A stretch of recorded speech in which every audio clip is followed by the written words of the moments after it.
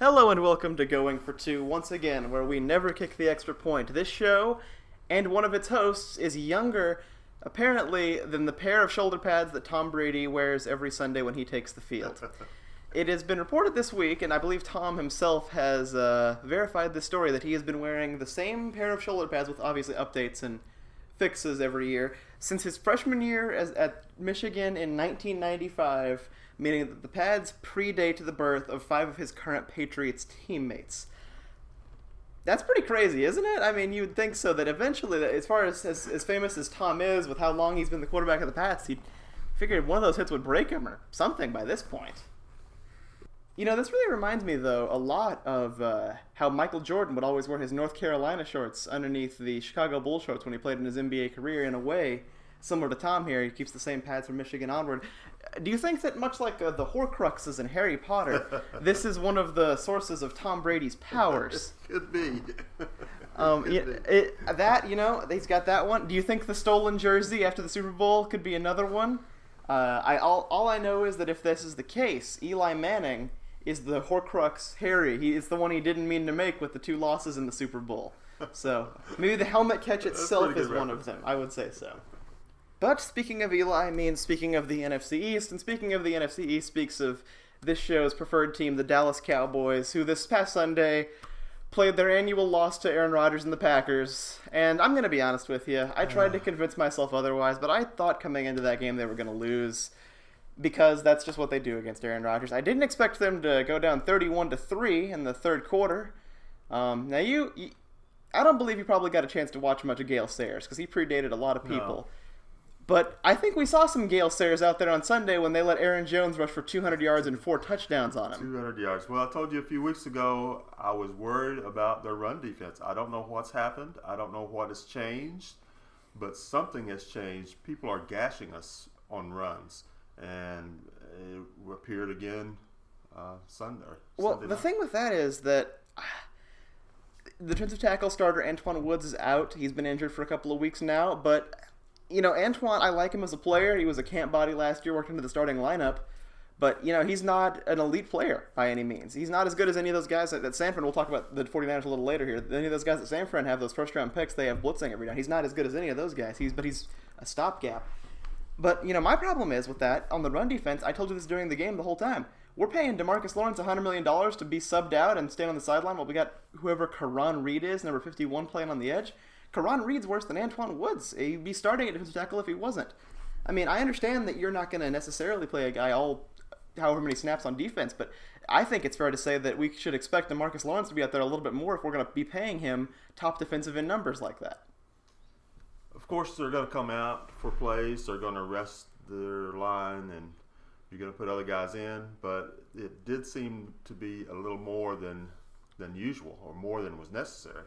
Well, my thing, I thought about it later on, they're pulling Quinn at the same time. You got 2 guys that can rush the passer a little bit. You got to leave one on every play, I think. If they're healthy, and Quinn seemed fine, obviously I think his thing is his stamina is not all the way up yet from that suspension he had at the beginning of the season. What's wrong with Leighton Vander Esch? This guy last season was probably the MVP of this team on defense. He led it with 141 tackles. He was flying around like Luke Kuechly. This season, he's not making plays. Do you think that we're not putting him in positions to make the play? I mean, obviously, I think his speed has been fine. I don't think he's been slower necessarily. I just don't think he's making plays on the level we saw last season. Is it because we're trying to use him more in run stop and not letting him cover the passes often?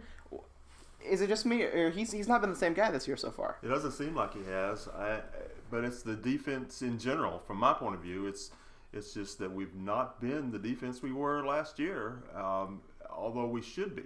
I agree. And in fact, coming into the season, I thought we were going to be better even than we were last year. I think we're better at rushing the passer because Quinn has been very good in his short time there. They get to the quarterback decently. The problem is the interior there. They're not stopping the run, and that's affecting everybody. Jaylon Smith, I think, is starting to get back into the groove of it. He didn't miss a lot of tackles on Sunday. He was usually the last line of defense we would have on those runs, and it would be 8 yards downfield. I know that's not ideal, but I don't think I ever saw him miss too many tackles.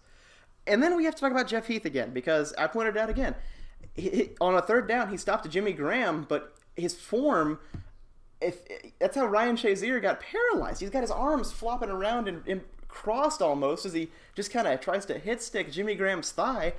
Nobody's wrapping up. Nobody in corner contain, outside of maybe once made a play. One time we saw DeMarcus Lawrence dropping back in coverage because nobody else was staying back on the side.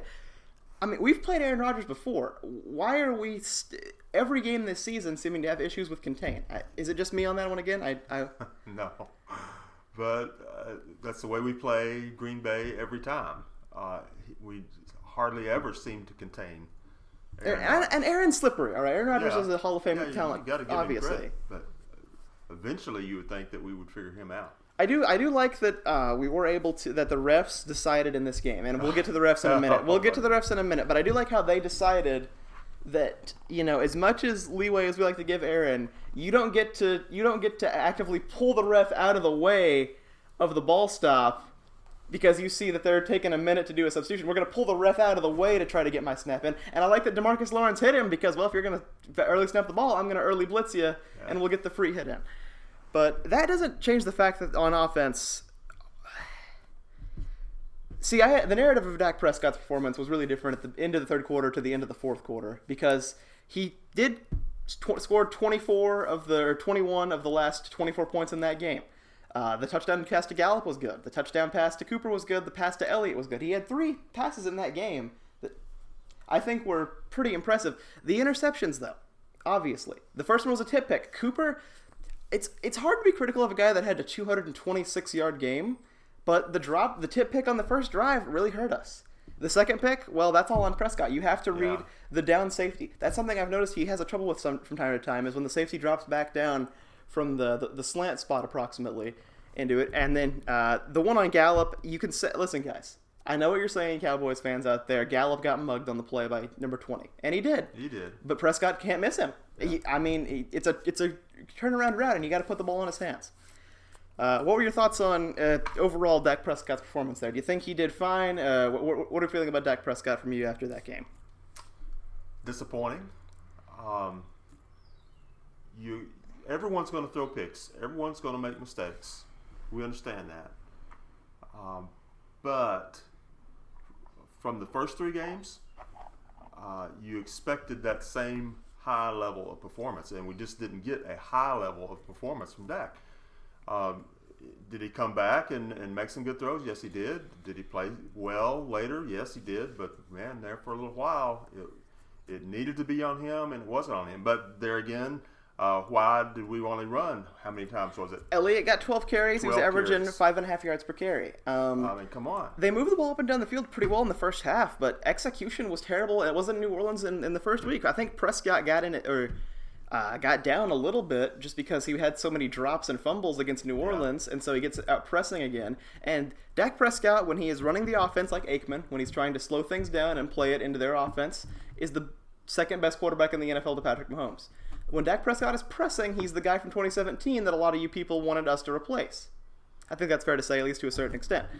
They'll get the Jets, which is going to be a tune-up game. I think they'll be fine. They should be able to win that one. Do you think we beat the Jets?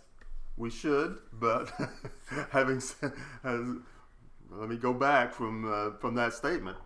I'm worried about the run defense, and you got Le'Veon. You got Le'Veon Bell up there who can run the ball. Le'Veon certainly can. Now, I don't know about their O-line. I'm not sure how good their O-line is. O-line's better. It's not great. Yeah, but it worries me a little bit that the Jets may run on us. Well, although I think that we should be able to score on the Jets. Well, here's the thing.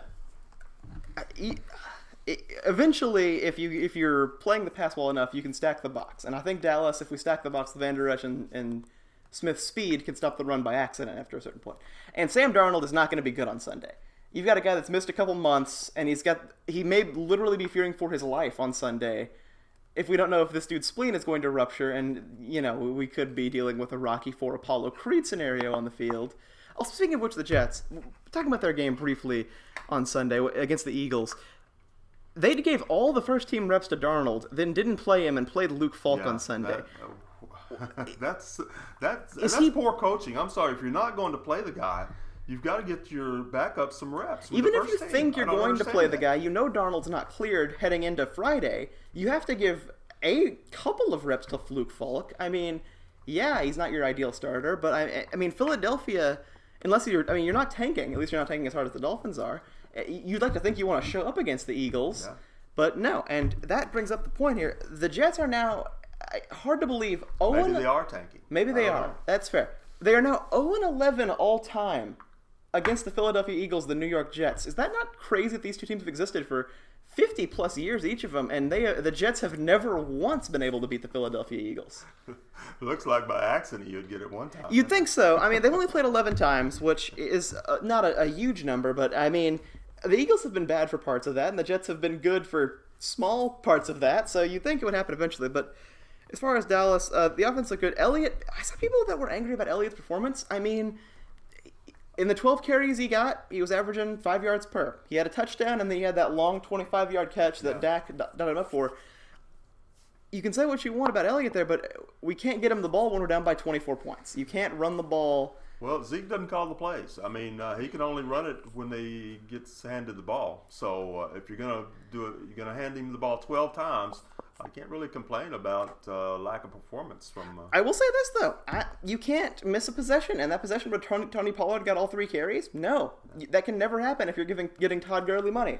Speaking of Todd Gurley, the first game of this week was on Thursday night, where we saw the Seahawks in a wild one beat the Rams 30-29.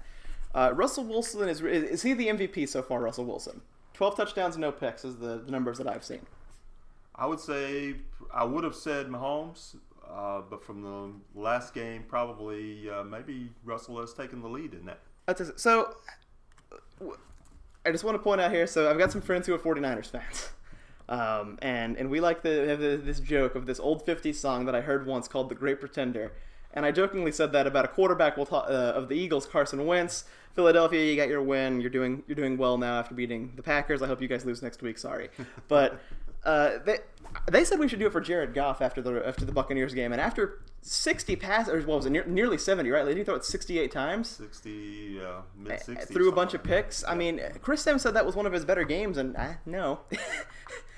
Chris, I love you. I like to watch your show, but you can't throw 3 picks and have it be one of your better games, I don't think. They come back again and they lose.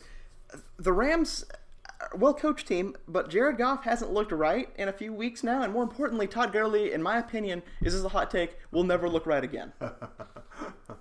Is it chilly in here? That's not too hot. I'm afraid Gurley is, unless they can do something with that knee, I think that he's going to have problems.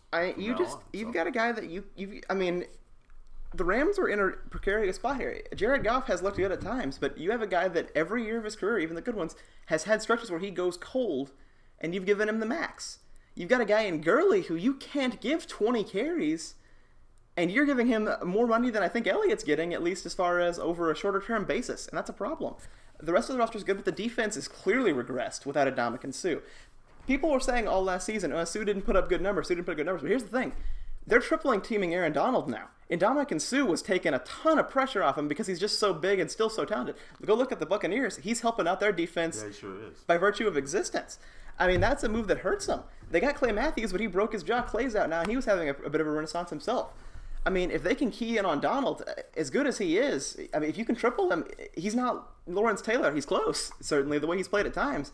But their pass rush goes away a little bit on that, and that's going to be a problem here. Granted, Seattle is a very good team. They lost to Tampa Bay, who any given Sunday those guys will play with Mike Evans and Chris Godwin. That offense can heat up and go score on you all afternoon. They've done it before. They'll probably do it in a continuing sense. But either way, good on them. In the division of the Seahawks and the Rams, we have the San Francisco 49ers, who are now, alongside the Patriots, the only undefeated team after Baker Mayfield got absolutely demolished last night. So, is it time to fire Freddie Kitchens after 5 games, 2 of which he's won? No, I don't think you want to do that. You want to have some cohesion there. I think he still has the locker room, from what I'm hearing. The players really like him, respect him. So you got to give him a chance to epically fail or bring it around. So my thing with Kitchens is I like the Browns. I want to preface this by saying I like Cleveland. I would love to see them do well this season. I have no issue with the Browns. But the Freddie Kitchens hire scared me at the time, because at this time last year, I didn't know who Freddie Kitchens was. At this time, probably a month from now last year, heading into December, I may not have known who Freddie Kitchens was. This guy was not the O coordinator last season. He was like a lower level, maybe quarterbacks coach, offensive consultant. quality control brand guy, Hugh Jackson's coffee guy. I don't know. Obviously, he wasn't that level, but he was not a name that you heard of as an OC level guy. I think he was around Kellen Moore last season. And now, less than 12 months later, he's the head coach of the Cleveland Browns. That's a massive advancement in position really quickly, and it seems to me, to a certain extent, it's overwhelmed him a little bit. Well, he's indicated that himself, that he's kind of learning on the fly here. So, and that's fine if you're doing what John Gruden is. You're 10 years, $100 million. You're slowly building the team up over time for your massive plan here. The problem is the Browns roster's ready to go. You got Baker Mayfield, Nick Chubb. You're going to get Kareem Hunt in Week 10. And on the outside, you've got this Callaway kid that they like, although after the tip pick last night, I don't know if you like him that much anymore. And then more importantly, Jarvis Landry and Odell Beckham Jr. on the outside. I mean, you've got that much talent on the offense, as poorly as Baker has played at times. You've got to score. I mean, this team has been held to 13 points against the Rams, 13 points against the Titans, and 3 points last night. This team should score more often. It's that simple. They're too talented to not score more often, I think, is what we're to say. On defense, Myles Garrett was alone last night. They had 2 corners out, I'll say that. As far as the 49ers, the defense is all right. It's pretty good. I think it's fair to say the defense is pretty good. Last night. Of course, they're playing Cleveland, so we'll see. Yeah, the 49ers have played well. They've done what Dallas is. They remind me of Dallas. They've played 4 weaker opponents in the Buccaneers, on defense at least, Buccaneers defense, outside of the pass rush, which has been pretty good. It hasn't been great in the secondary. The Browns obviously have been a crapshoot all season. They played the Steelers, which obviously that's just a rollover game for the good teams at this point. So they've played some inferior opponents, but they've handled their business so far. I think they're probably going to make the playoffs this season if they can keep this up. Are you sold on Garoppolo, Gucci Garoppolo, as a I don't know, let's say a top 10 quarterback this season? Well, no. I'll just say that. Not a top 10 quarterback. Does he fit what they're trying to do in San Fran? I think he does. Can he be successful in San Fran with what they're doing? I think he can. But, I can't rate him as a top 10 quarterback yet. I think he could get there at the end of the season. They have a harder part of their schedule coming up here. If they handle their business, we'll see. They're in a tough division. Seattle and the Rams are both pretty good teams. Seattle's playing well right now. The Rams aren't, which could be good for them beating the Rams next week. We'll see how that goes. That could be a pretty interesting matchup. So we go to Sunday Night Football.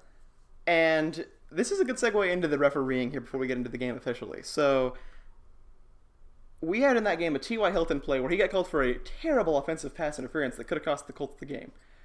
We saw in officiating Anthony Brown for the Cowboys against, I think it was Scantling of the Packers, just lays out and just kind of deflects the ball with the back of his hand, and they call pass interference. And so Garrett challenges it, and they don't overturn it. And Riveron, the head official, the guy that used to be Sterator, but he got canned after the Calvin Johnson play. And then I think not Sterator, Pereira.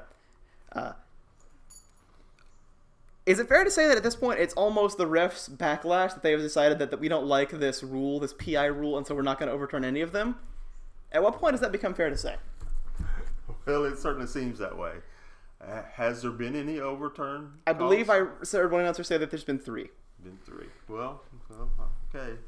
I mean, yeah, but, there should be more. I've said, I'll be consistent about it. I think that I appreciate that. I don't necessarily know that I want an overturned call being the decider of a playoff game, that there was a pass interference on the... People flipped out in the Cowboys-Lions game back in 2014 when there was a pass interference on the field, then they overturned it themselves and kind of picked the flag up, and the procedure there, even as a Cowboys fan, could have been handled significantly better in a number of ways. But if it's a rule now, I mean, I guess it'd be weird if we had other rules in the NFL we didn't like. We don't like holding, so we're not going to call holding for a quarter. I mean, we'll see how it goes in the long run. Obviously, this was a big deal because the Saints-Rams play last season. I understand. Getting to the Super Bowl is really hard. Anything that can stop that from happening, it seems like from outside, is whatever. But while we're on this, does the ref have too much power on the Jason Garrett play? Where Jason throws his challenge flag, or as Joe Buck says, he put a little mustard on that one. I mean, do you think what Jason said could have been enough to warrant the flag there? I think that there was more conversation than just that immediate play. I think that's fair to say, yeah. Ideally, you want your head coach to be calm during the game. The players are out there getting hit and they get emotional, and ideally you want your coach to maybe not have to be emotional, but I mean, he's invested just as much as anyone else. Of course. And maybe in this season, Jason Garrett has invested a little bit more. Maybe, Certainly. maybe he's feeling a little heat. The lack of a contract extension may be weighing heavy on him. So I can understand him being emotional. So having said that, then especially though, you want the referees to be in control of themselves. If a coach is getting excited or upset or mad or whatever it is, that's the time for the refs to be calm. That's not the time for them to challenge the coach. If you have to throw a flag, okay, you can throw a flag, but ideally you want the referee not to insert himself into the game and make an emotional call himself, which I think is what happened. I don't disagree with that, but I do want to say, in the sake of fairness, if you saw the replays while watching the game, when Jason threw that first challenge flag, him and the referee were clearly talking about it. They were. And so by the time the second... And the ref said, if you want to challenge it, challenge it. And so he did. He pulls the flag out and throws it in front of him. And I don't think the ref liked that, because I think he wanted Jason to hold the flag. But either way... Well, there you go. That's what I'm saying. He shouldn't like it or not like it. That's completely fair. If he does like it or don't like it, it shouldn't matter to him. He should just be in control. He's in charge of the game. He's trying to keep everybody playing by the rules. That's fair. He should not be emotional himself. I think you're exactly right about that one. Certainly, unfortunately, I don't think it would have mattered in the long term, considering how Dallas played in that game. But either way, not officiating, but it may be the low light of the season so far, and I'd be hard pressed to think, without something horribly going wrong, like another Super Bowl blackout, it could be topped. Mason Rudolph got absolutely clobbered by Baltimore on Sunday. I have not seen a quarterback take a hit like that, except for in old NFL films documentaries with the music playing over the top and John Facenda talking about the autumn wind is a raider.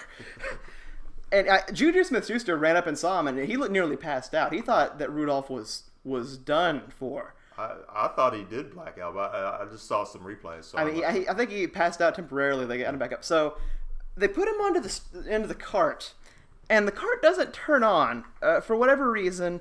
And so they get guys trying to push the cart, but that doesn't work. It's either too heavy, it's not moving enough. So in this situation, do we take the gurney and then remove it and then push it off? Or if that's too heavy, do we take the gurney, pull it up, and have some of the 6'6", 330-pound men in barbarian armor push them out, because that's kind of what offensive linemen do? Or do we go to the backup cart the NFL claims was there? No, we tap Mason on the side of that of the helmet with the face mask missing, put our arms underneath him like Kellen Winslow in the old NFL films, you know what I'm talking about, after he blocks the field goal, and we carry him off here, and he skyrockets in Flight Afternoon Delight, man. What was that? I have no idea. I mean, if he's bad enough to need the cart, at least keep him on a gurney and carry him off. You can get 4 guys to carry a guy off in a gurney. Well, Don't make the guy stand up and walk off. Hold on. Or maybe he wanted to walk off. I don't know. An NFL game, it's hard to find 4 guys strong enough to push a gurney at an NFL game. I mean, you're not going to find 4 guys that are strong enough to make that kind of movement. But Pat McAfee said it best on Twitter, the old Colts punter who does the podcast now. Really entertaining, by the way. At that point, after the hit he took, and if he's on the cart, Mason Rudolph is not in the mental state to decide whether or not he should be walking off. And like the NFL said, Mason was determined that he felt he could walk off there. You don't let him decide in that situation. He's walking off. You've cut his face mask off because you were worried about him, and suddenly this guy is good to be walking off like this, looking around. Yeah, he looked like he was still completely out of it at that point. So. That being said, as unfortunate as that is to see, I'm not going to pretend like I don't love seeing the Pittsburgh Steelers lose. They've been the villain for my entire life. I have the nicest thing I can say about Ben Roethlisberger is not saying anything at all. I do like Juju Smith-Schuster. He seems like a cool guy. But seeing them fail is bad. The Ravens got a close win there. Baltimore, same as kind of the Cowboys. 2 strong opening games. Looked really great. Played the Chiefs close, and so people thought, okay, we got it. Then against the Browns, they slowed off a little bit. And this week they got a close win. Do you think Baltimore is still the favorite for you to win the division this year? I think they have to be. I'm still not completely sold on them as overall as a team either, but I think they're probably in the lead for their division. Yes. Well, here's the thing. The Ravens, even though Greg Roman's offense is not one that lends itself well to long-term success, as we saw in San Francisco, he's not a terrible offensive coordinator on the level of, the villain on this channel, Scott Linehan, but he does have moments where he kind of gets into his feelings, so to speak, on that. But we've seen them at their peak offensively. I don't know that we've seen Freddie Kitchens coach a full game for the receiver corps that he has in Cleveland yet. He could, and he's learning. Maybe by the end of the season he'll have it all figured out. But as far as that goes, I'm not sure that the Browns are, you're right, in a position right now to seem like they're a favorite to make their run. Another interesting game in the NFC East this week was Vikings versus Giants. And this video would have been very different had we made it before Sunday. Because I was going to talk about Adam Thielen saying you have to throw the ball to win. I was going to talk about Stephon Diggs ditching practice for 2 days and getting a $200,000 fine. This man, Stephon Diggs, has been quiet his whole NFL career. We haven't heard him say a word. And suddenly he just dips out and misses practice. And Kirk Cousins' stats coming into Sunday were awful. 3 touchdowns and 2 picks. Much worse than what Prescott had. Very similar to Andy Dalton and Trubisky. And then they go out there and they beat the New York Giants defense. Now, obviously, I'm just going to say it, the Giants defense is a confidence builder defense for an offense. Yeah. But did the Vikings save their season on Sunday? Well, it certainly didn't hurt it. It was a game they had to have, and they did what they needed to do to win it. And so they certainly helped their season. Saving it, I guess you could say so, because if you lose that game, you're in real trouble. So we've made it very clear our opinions on Daniel Jones on this channel before, and then he of course goes out there and comes back from down It by makes us look by like 10 we don't know anything. by 10,000 points against the Buccaneers, destroys the Redskins, and then he finally took a loss here. I'll say this about Daniel Jones: he's looked competent, which is more so than it probably sounded like we thought he would do in that first video. Certainly. Yeah. I mean, listen, I'm not rooting against him as far as anything injury related because we're not villains here. I wanted to see him do poorly because he plays for the wrong team. I'll just say that much. He's a Cowboys fan. I don't want to see the Giants do well. He turns the ball over too much. 2 fumbles still. I think he has 3 interceptions so far. But he's made some NFL throws. The Giants clearly have had a plan for how to work him into the offense, and he's played a lot better, so I must apologize to Daniel Jones so far. You've not looked terrible by any means. Saquon Barkley, I'm not sure how you found the way to, after a walking boot 2 Sundays ago, to nearly playing on Sunday. I guess that Wakanda trip you took was quite impressive, so credit to him on that one. Are the Giants... How close are the Giants to being 8-8 this season? Do you think that that's on the table? Well, let me just start with Daniel Jones. The book is still out, obviously. Certainly. We don't have enough to say. Even after a couple of good games, it's too early to say, this is definitely their future. It took Alex Smith 6 years to put together his first good season. So we'll just keep it at that. The book's still out on Daniel Jones, I think, and we'll see how he does. The Giants, I'd have to take a look at their schedule now, but even if Daniel is as good as he could be, that defense is not going to get any better. I just can't see him winning 8. That's completely fair. Yeah. So the fourth team in the NFC, because we talked about the Cowboys a lot, we talked about the Eagles a little bit, talked about the Giants a little more than the Eagles. The Washington Redskins continue to be a blight on the NFL. They are owned poorly. As we have heard everybody in the media talk about, they are GM'd poorly by Bruce Allen. And now they are no longer coached, however, by Jay Gruden. Jay Gruden has been fired as the coach of the Redskins after an 0-5 start. And this was inevitable. I think we all knew that they were going to fire him before the season was over. Do you have a take on Jay Gruden as a head coach? I don't think he was terrible in Washington, considering the circumstances. No, he wasn't. I think he was adequate, I think is the label I would put on him at this point. And he may get another chance somewhere. I suspect that he'll wind up with John in Oakland. John in Oakland, but someone else may pick him up. I don't know. I think he'd be worth another shot. Well, here's the thing, and Dan Patrick talked about it on his show this morning. The quote where Bruce Allen said, "The culture is pretty damn good." No, Yeah, I don't disagree with that take. I'll go ahead and let me say that is objectively not true. Okay, you have an organization where here's what the next coach is going to be inheriting. You have a quarterback making $20 million in Alex Smith, who just now, a year later, can stand without an apparatus holding his leg up, and he was limping pretty hard. You're giving another semi-competent quarterback contract to Case Keenum, and you've got this kid Haskins, who, as Pat McAfee pointed out, he's not really following Keenum around. He's not looking to be what Daniel Jones did to Eli. He's not parroting him. He's not following him everywhere necessarily. You know, it could be that the Redskins have told him not to, which if that's the case, then yikes. At running back, you have Darius Geis, who's been on the IR twice in a row now, 2 seasons, and you have Adrian Peterson, whatever's left of him, and he's not untalented, but he's, what now? It's been 12, 13 seasons in the NFL for him. The rookie McLaurin's pretty good. Your tight end, Jordan Reed, has had a concussion every year he's been in the NFL. You do have your Pro Bowl franchise left tackle on Trent Williams, who won't show up anymore to the team whatsoever, and he will be traded or will retire because he's not playing another down in that jersey, I don't think. And you have a defense led by Landon Collins. It's pretty decent. But no, that's a horrible culture. You haven't made the playoffs in 5 years. That was with Kirk Cousins the year that Romo was out, and Chip Kelly was coaching the Eagles, and the Giants were the Giants. They've made it twice in this decade, and the first time was RG3, and they sent him out there like 110th soldier to die on that field against Seattle. Doesn't Washington play Miami this week? Washington's playing Miami this week, and it'll be interesting. Who you got? Well, here's the thing. If Haskins... Somebody's got to win. You're I guess right. you could tie.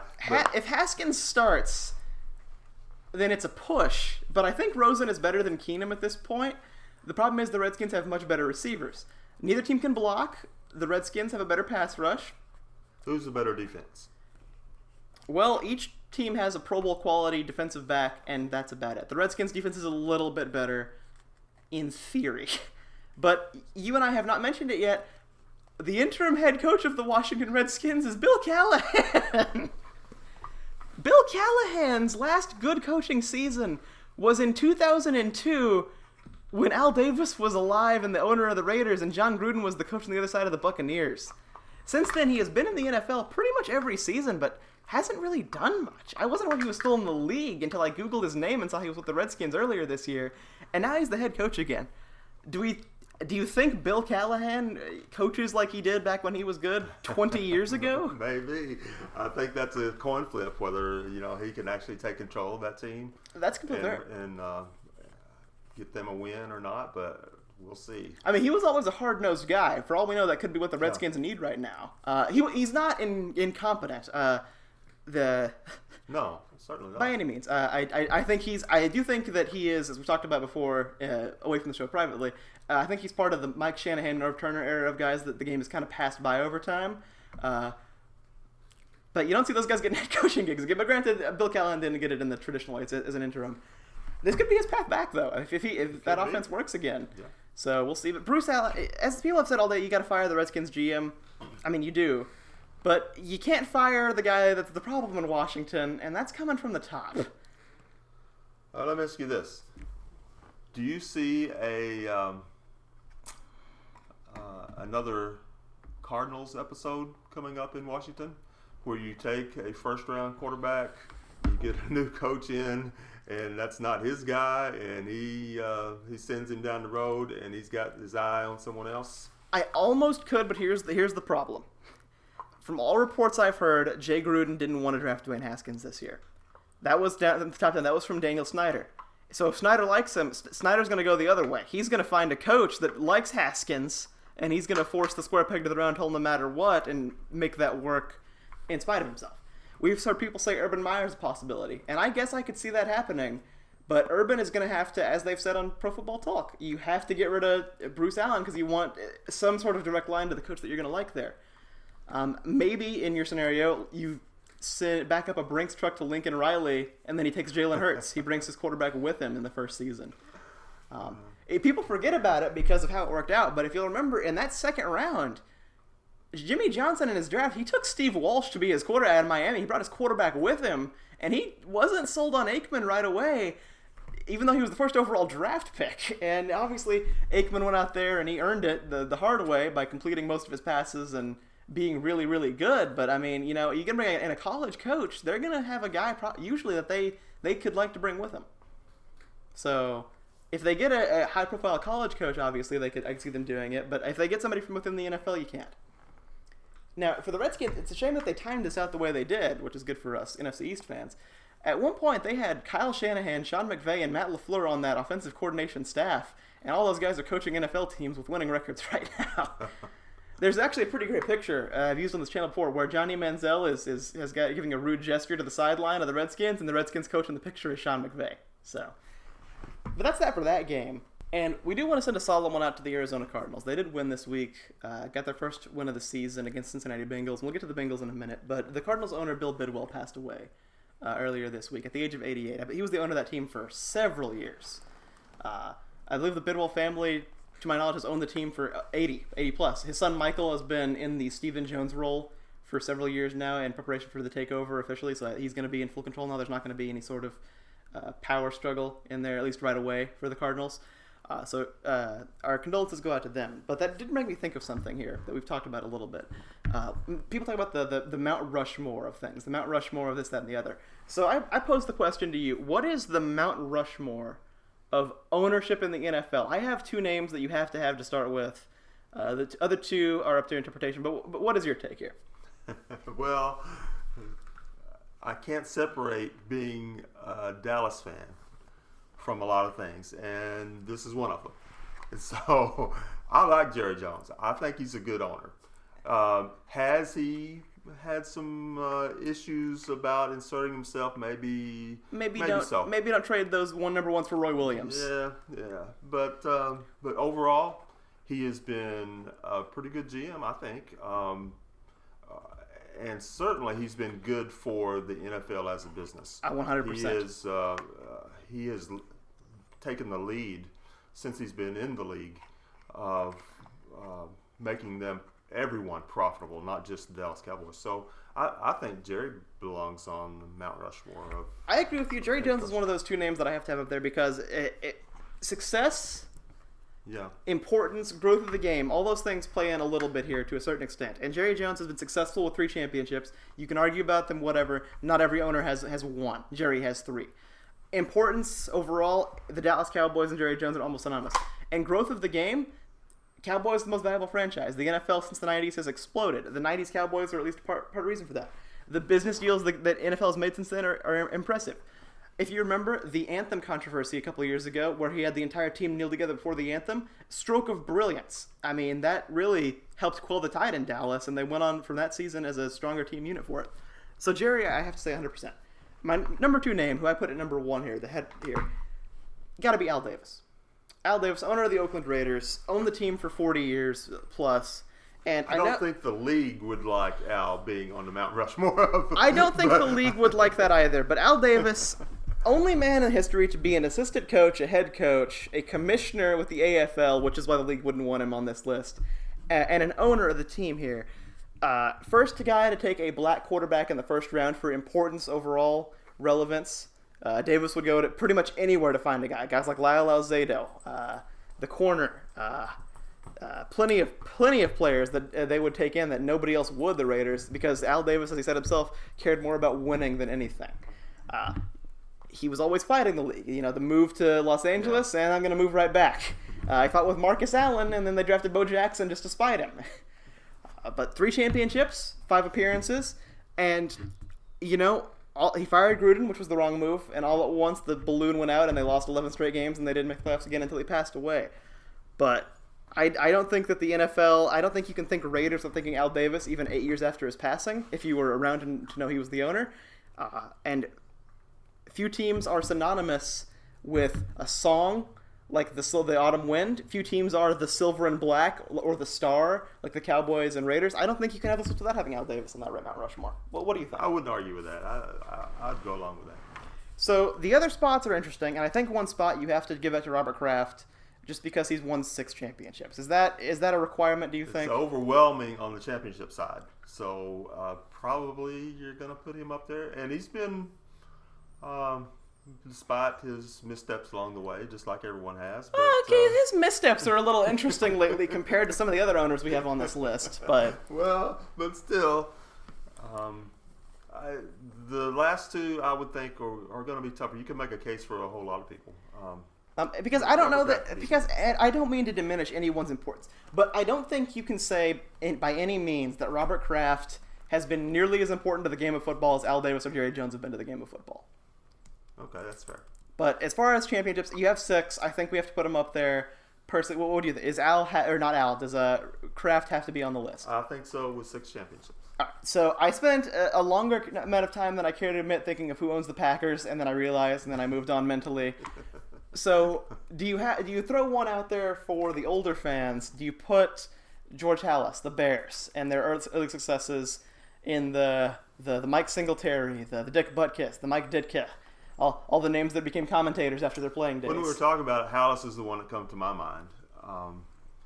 Just by name recognition, I really can't tell you very much about him, but I know that he's been, to my knowledge, a good owner for a long time. The only 2 owners or had been a good that owner. have had their name or their initials on the uniform for longer than just the year they passed away are Al. It still says Al on the back of the Raiders helmet, and for my entire life and longer, if you look at the side of the Bears jersey, you'll see that GH, George Halas, for him on the name there. So I think you have to go George Halas. So are we saying that the official kickoff commentary going for 2, owners Mount Rushmore, Al Davis, Jerry Jones, Robert Kraft, George Halas? That's where we're going with. All right, then. Let us know down in the comment section on this one. This is the comment. I want to see who is on your NFL owners Mount Rushmore going forward. What names did we get wrong? Is it possible we got all 4 wrong? I don't think any list out there can have all 4 of those names off that list. What do you think? I wouldn't think so, but we'll hear from the. Is it? Could it be the old owner of the Buccaneers when they went 0-16 and then underpaid Doug Williams and sent him to Washington? Drafted Bo Jackson, and then Bo left before he played a snap for him. You know, you look at the Buccaneers players for that era there, you have a lot of guys that were pretty talented as long as they went somewhere else right away. Well, that has been the return episode of Going for 2, where we never kick the extra point. Any final thoughts about the NFL heading into this next week? Thursday night game is the Patriots and the Giants. Daniel versus Tom. David versus Goliath. Ollie versus Frazier. Magic versus Bird. All right, fair enough. This has been Going for 2, where we never kick the extra point. Thanks for watching.